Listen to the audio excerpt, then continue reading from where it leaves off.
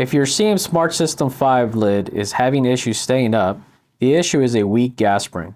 To replace the gas spring, you'll need a flathead screwdriver and a replacement gas spring. Open the lid. With a flathead screwdriver, pry out the gas spring. Make sure to hold the top lid so it doesn't slam back down. Now push the gas spring to the right to pop it out of the socket. Grab your new gas spring and pop it back in place on the bottom by pushing the spring to the left. Rotate the top part of the socket so the opening is facing inward. Bring the lid slightly down, push the spring to the right, and it will pop into place.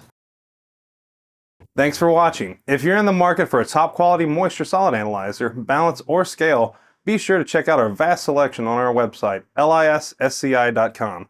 We've got new and reconditioned options available to suit your needs.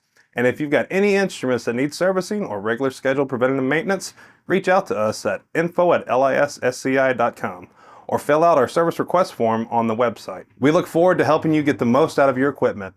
Have a great day.